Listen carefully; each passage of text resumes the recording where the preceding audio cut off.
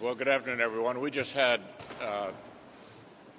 our leadership elections for the leadership team for the next 2 years, and we're ready to get going, even though there's some suspense about exactly whether we'll be in the majority or not, which will be answered in Georgia on January 5th.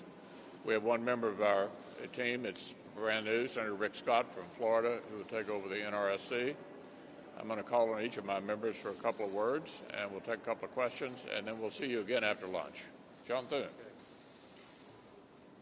Thank you, Leader, and congratulations to you and to all of our members of our leadership team. This is a terrific leadership team and a wonderful conference, very diverse conference, and we got some great new members who are excited to get to work, to take on the challenges that face the American people. It's I think the election made it very clear that people across this country reject the agenda that was put forward by the Democrats. If you look at the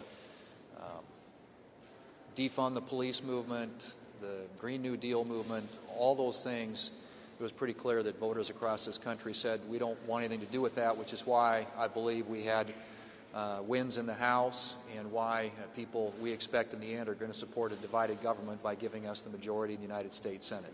So we have a terrific team to work with, and we got our leadership elections done today, and this team is ready to go to work on behalf of the American people.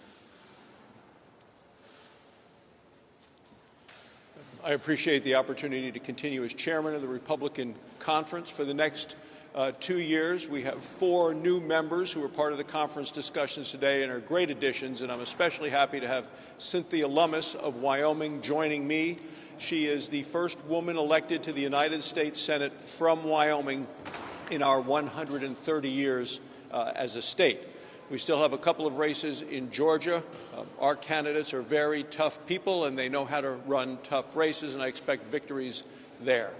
We did learn some lessons from this election, that there was a rejection of this very liberal approach by the Democrats far to the left. They've rejected the defund the police, rejected expanding the size of the Supreme Court beyond the 9. They've rejected forcing us to stop producing American energy.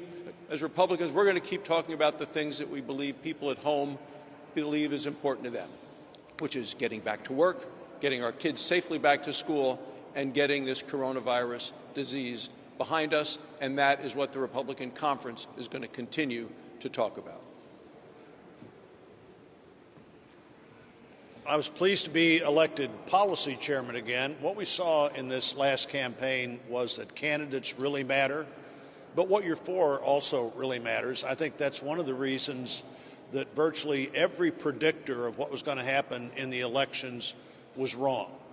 You know, the president wasn't defeated by huge numbers. In fact, he may not have been defeated at all. We gained seats in the House. We are going to hold the majority in the Senate. Hispanic Americans voted for Republicans in ways that they have not ever done before. African American women, young African American men below, say, 35, high percentages of them way beyond expectations, voted for our candidates, voted for the president. I think if you're a Republican in the Senate today, if you're a Republican in the Congress today, there are incredible opportunities out there as we look at what voters said they didn't want, but also what voters clearly said they do want. They want more opportunity. They want more fairness. They want a strong economy. They don't want the regulators to regulate us out of business. We want every regulation we need and not a single regulation we don't need. They'd like to see what happened in the first 3 years of the Trump administration continue to happen. That's a message that we all need to pay close attention to. High employment numbers, low unemployment numbers among every group in America, and voters defied every predictor when they came to the polling place and said, this is what we want to see more of. First, I'm very thankful to have made it through another election season and on to my second term in the United States Senate. So to the people of Iowa, I'm very honored to be able to serve you again for 6 more years. For this leadership team and for my Republican conference, I want to say thank you so much for once again electing me as vice chair of the Republican conference. It is such a tremendous opportunity for me to be able to take the stories that I get, and you hear me talk about it all the time, but I'm so proud of the 99 county tour that I do every single year, that Chuck Grassley has done for 40 years, to be able to gather those stories from Iowans and take their opportunities and their challenges and their voices and lay it out with the members of this leadership team to make sure that they are represented here to the best of my ability in the United States Senate. One also, you'll recognize as the only female member of the leadership team, it is a great honor to be able to project a conservative woman's voice on the national stage, and recognizing that this may have been the GOP year for our women, and again, just adding an additional voice for them as we continue to move through this next term. But again, just so grateful, first, again, people of Iowa, and then to the members of my conference for re-electing me, putting their trust and confidence in me for this position as vice chair. Thank you. First off, it's a real honor to get elected to do this job. It's a hard job. I'm going to take it very seriously. I know the job is to make sure we have a Republican majority in the Senate. First, we've got to go win in Georgia, and we're going to win in Georgia. We all heard what the Democrats are going to do. Chuck Schumer said if he can take Georgia, he can change America. And we know what the Democrat changes are. Medicare for All, which is going to take away private health insurance for 150 million Americans. The Green New Deal, which is going to ruin our economy. It's a $100 trillion expenditure. The socialism, reduce funding for the police. All these things are going to change the America that we all grew up in, that we all want to keep. We've got great candidates for the 22 cycle. We're going to recruit others, and we're going to continue to have a Republican majority after the Georgia races and at the end of 22.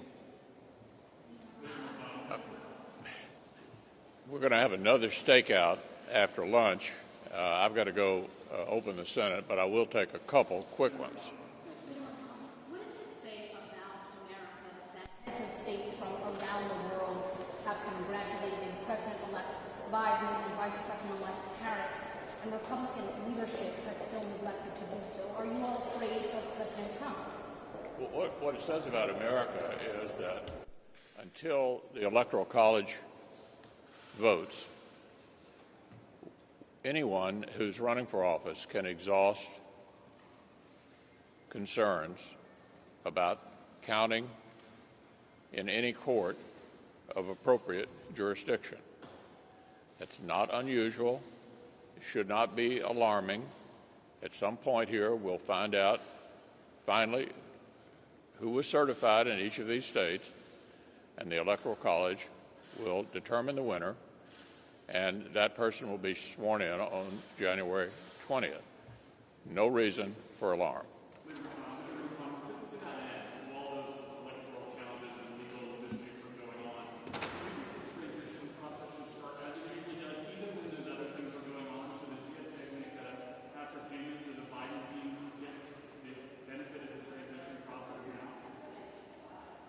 I don't think anything that's occurred so far interrupts an ordinary process of moving through the various steps that I indicated and allowing, if there is a new administration, it to work through the transition. All of these steps will be taken at the appropriate time. All of these steps will be taken at the appropriate time. Now, I'm going to go over and open the Senate. We have another stakeout after lunch, and I'll be happy to take your questions then.